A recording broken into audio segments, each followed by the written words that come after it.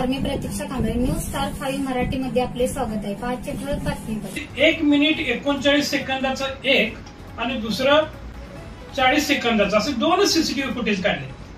मी गेल्या 10 दिवसापासून या विषयात नव्हतो, पण आमचे काही कार्यकर्ते त्या ठिकाणी गेले होते. त्यांनी कुमार पोद्दार यांना प्रश्न विचारला की हे सीसीटीव्ही फुटेज न देता आम्हाला मारहाणीच्या अगोदर 1 तासाचं आणि मारहाणीच्या नंतर 1 तासाचं असं 2 तासाचं फुटेज काढा आणि ते बघून मग तुम्ही गुन्हा नोंदवा अशी मागणी केली असताना मला तेवढा वेळ नाही, ते काम माझं नाही, ते तुम्ही जाऊन घ्या जावा आणि तुम्हीच ते बघा जावा अशा पद्धतीचं बेफिकीर उत्तर कुमार पोद्दार यांनी दिलेलं आहे.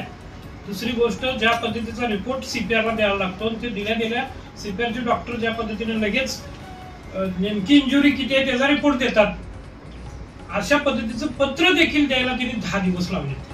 एकूणच आमचा संशय असा आहे की फिर्यादीला सहकार्य करण्याच्या दृष्टिकोनातून, हे प्रकरण करण्याच्या दृष्टिकोनातून जे कोण पोद्दार आहेत त्यांनी हे प्रकरण तशा पद्धतीने हाताळले, म्हणजे कर्तव्यात कसूर केलेली आहे असा आमचा आरोप आहे.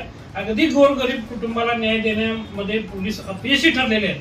त्यामुळे कुमार पोद्दार यांना तातडीनं निलंबित करण्यात यावं, त्यांच्याकडे असणारा तपास काढून घेण्यात यावा आणि त्या 2 आरोपींना तातडीनं अटक करावी या मागणीसाठी वडगाव पोलीस ठाण्यासमोर आम्ही बनपूर सेना पक्षाच्या वतीनं 3 जून रोजी तीव्र निषेध आंदोलन करणार आहोत.